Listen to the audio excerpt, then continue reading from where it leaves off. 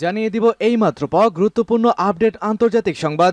গাজার পক্ষে বিক্ষোভ, চ্যালেঞ্জের মুখে এবার বাইডেনের রাজনৈতিক ভবিষ্যৎ। ইতিমধ্যে মুসলিমদের সমর্থন হারিয়ে পুরোপুরি একটি অজনপ্রিয় প্রেসিডেন্টে পরিণত হয়েছে যুক্তরাষ্ট্রের এই বর্তমান প্রেসিডেন্ট। এদিকে আতঙ্কে ভুগছে ইহুদিরা, ইরান সময়মতো ইসরায়েলের অপরাধের জবাব দেবে।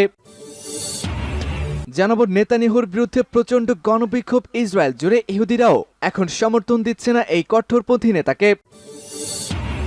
জানাবো ইউক্রেনের মাধ্যমে ইউ থেকে পাঠানো বিস্ফোরক আটক, ডোনেস্কে আরো সুবিধাজনক অবস্থানে রয়েছে রুশ সেনাবাহিনী।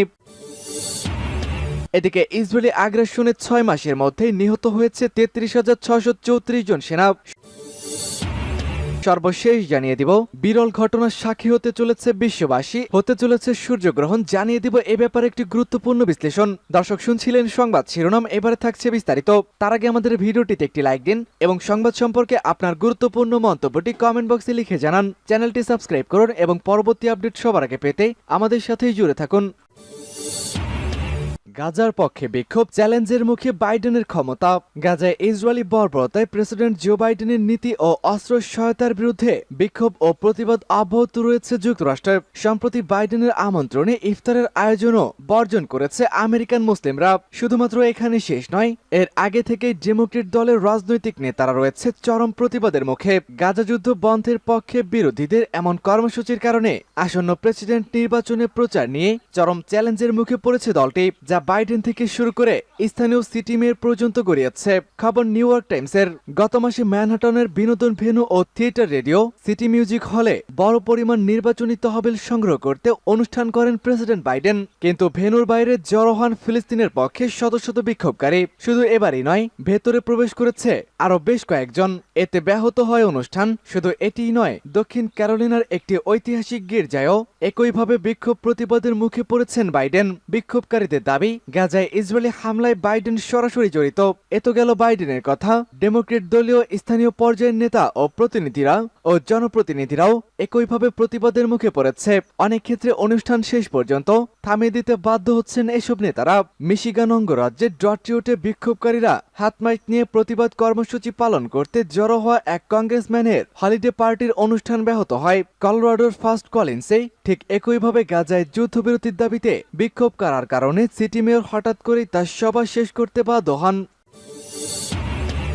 ভয়াবহ আতঙ্কের নেতানিয়াহু, ইরান সময়মতো ইসরায়েলের জবাব দেবে। ইরানের সামরিক বাহিনীর প্রধান মেজর জেনারেল মোহাম্মদ হোসাইন বাঘেরি বলেছে, দামেস্কের তেহরান দূতাবাসে ইসরায়েলি হামলা জবাবহীন কখনোই থাকবে না। তিনি বলেন, কিভাবে এবং কখন জবাব দেবে তা ইরানই নির্ধারণ করবে। ইরানের আধা সরকারি আইএসএস সংবাদ সংস্থা এই তথ্য জানিয়েছে। উল্লেখ্য, 1 এপ্রিল সিরিয়ার রাজধানীতে ইরানি দূতাবাসে ইসরায়েলি বোমা হামলায় ইরানের 2 শীর্ষ সেনা কমান্ডার নিহত হয়েছেন। ইরান এই ঘটনার প্রতিশোধ গ্রহণের ঘোষণা দিয়েছে। বাঘেরি আরও বলেন, ইরান নিখুঁতভাবে প্রতিশোধমূলক অভিযান চালাবে। এতে জায়ানবাদী সরকার তাদের কাজের জন্য অনুতপ্ত হবে। তিনি বলেন, ইরান দূতাবাসে ইসরায়েলের হামলাকে আত্মঘাতী মিশন হিসাবে অভিহিত করেছেন। জাতিসংঘ মানবিক বিষয় ও জরুরি ত্রাণ বিষয়ক commander secretary general Martin Griffiths শনিবার গাজায় হামাসের বিরুদ্ধে ইসরায়েলের যুদ্ধকে মানবতার সাথে বিশ্বাসঘাতকতা বলে নিন্দা জানিয়েছেন। এক বিবৃতিতে বিদায়ী মানবতাবাদী এই কর্মকর্তা মানবতার সাথে এই বিশ্বাসঘাতকতার জন্য একটি সম্মিলিত সংকল্পের আহ্বান জানান। প্রায় 7 মাস ধরে যুদ্ধটি চলছে। নেতানিয়াহুর বিরুদ্ধে প্রচন্ড গণবিক্ষোভে এবার ইসরায়েল। চরম অর্থনৈতিক সংকটে ভুগছে এই ইহুদি রাষ্ট্রটি। গাজায় ইসরায়েলি আগ্রাসন 6 মাস পার হয়েছে। আগ্রাসনের আজ 185তম দিন। ইসরায়েলি বাহিনীর অবিরত হামলায় ফিলিস্তিনি নিহতের সংখ্যা বেড়ে 33,175 জনে দাঁড়িয়েছে বলে জানিয়েছে গাজার স্বাস্থ্য মন্ত্রণালয়।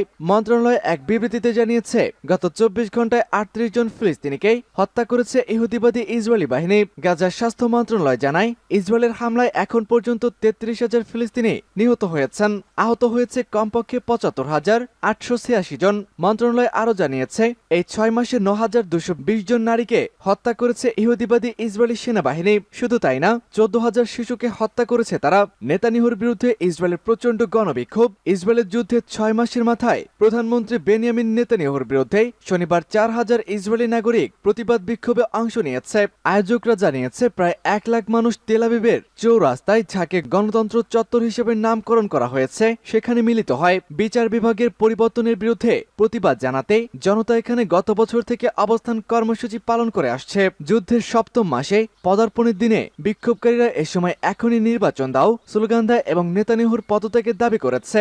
ইসরায়েলের অন্যান্য শহরগুলোতেও জনসমাবেশ অনুষ্ঠিত হয়েছে। দেশটির বিরোধী দলের নেতা ইয়ার লাপিদ আলোচনার জন্য ওয়াশিংটন যাওয়ার আগে কাফার সাবা শহরের সমাবেশে যোগ দেন। সমাবেশে সরকারকে লক্ষ্য করে লাপিদ বলেন, তারা কোনো শিক্ষা নেন না, তারা কখনোই বদলায়নি। আমরা যতক্ষণ না তাদের বাড়িতে পাঠাচ্ছি তারা এদেশকে সামনে এগোতে দেবে না। এদিকে তেল আবিবের শহরে পুলিশের সঙ্গে সংঘর্ষে জড়িয়ে পড়ে আমজনতা।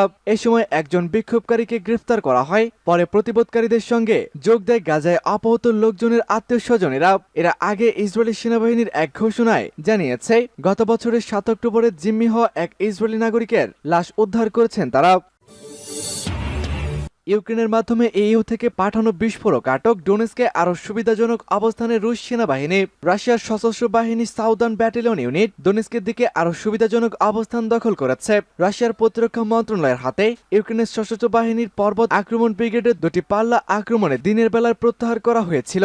গত দিনে ডোনেস্কের দিকে ইউক্রেনের সশস্ত্র বাহিনীর ক্ষয়ক্ষতির পরিমাণ ছিল 470 জন সেনা, 2টি সাজোয়া যুদ্ধযান, 4টি গাড়ি, একটি A109 প্যালাডিন আর্টিলারি মাউন্ট, একটি মার্কিন তৈরি 155 মিলিমিটার M777 হাইটজার এবং আরো বেশ কয়েকটি সমরাস্ত্র।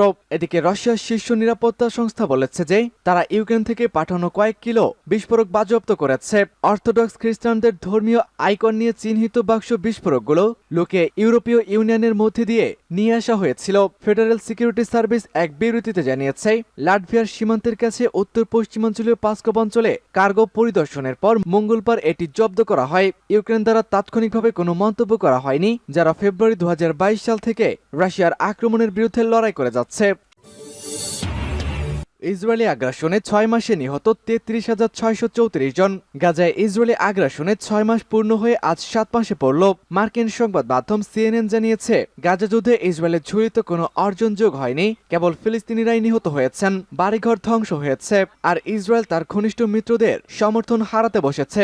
এদিকে ইসরায়েলি সেনাবাহিনী জানিয়েছে তাদের 604 জন সেনা প্রাণে মারা গেছে। গতকাল 4 এপ্রিল 6 মাস পূর্ণ হওয়ার দিনই দক্ষিণ গাজা থেকে সেনা প্রত্যাহারের ঘোষণা দিয়েছে ইসরায়েল। দীর্ঘ 6 মাসে উপত্যকাটিতে ক্রমাগত বেড়েছে মৃত্যুর মিছিল। 24 ঘন্টায় ইসরায়েলের হামলায় অন্তত 46 জন ফিলিস্তিনি নিহত হয়েছেন। গাজার স্বাস্থ্য মন্ত্রণালয় জানিয়েছে 6 মাসে গাজার 33,175 জন নিহত হয়েছেন, যার মধ্যে 13,800 জন শিশু, সেই সঙ্গে আহত হয়েছে 75,000-এরও বেশি মানুষ। আর পশ্চিম তীরে 459 জন ফিলিস্তিনিকে হত্যা করেছে ইসরায়েলি বাহিনী।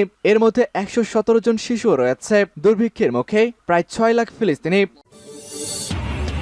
বিরল সূর্যগ্রহণ আজ দেখবেন যেভাবে। যুক্তরাষ্ট্রের বেশ কয়েকটি অঙ্গরাজ্য অন্ধকারে তলিয়ে যাবে আজ সোমবার। সূর্যগ্রহণের কারণেই এমন ঘটনা ঘটবে। এবারের গ্রহণ দীর্ঘ সময় স্থায়ী হবে বলে জানিয়েছে বিজ্ঞানীরা। নিউজ উইকের প্রতিবেদন অনুযায়ী আজ চাঁদ সূর্যকে পুরোপুরি ঢেকে দিবে, ফলে যুক্তরাষ্ট্রের বেশ কয়েকটি অঙ্গরাজ্য অন্ধকারে ঢাকা পড়বে। বছরের প্রথম এবং বিরল সূর্যগ্রহণ এরই মধ্যে বিশ্বজুড়ে আলোড়ন সৃষ্টি করেছে। আজ এই দৃশ্যের সাক্ষী হবে গোটা বিশ্ববাসী। পূর্ণগ্রাস সূর্যগ্রহণের সময় কয়েক মুহূর্তের জন্য দিনের বেলাতেও অন্ধকারে ঢেকে যাবে পৃথিবী। জ্যোতির্বিদরা বলেছেন এবছর পূর্ণগ্রাস সূর্যগ্রহণের সঙ্গে আরও একটি বিরল দৃশ্য দেখা যাবে। এদিন খালি চোখে সরাসরি দেখা যাবে জ্বলন্ত গ্রহদের, যাদের দেখা মেলাটা খুবই বিরল। সোমবারের মহাজাগতিক এই দৃশ্য সরাসরি দেখা যাবে শুধুমাত্র যুক্তরাষ্ট্র, কানাডা ও মেক্সিকো থেকে।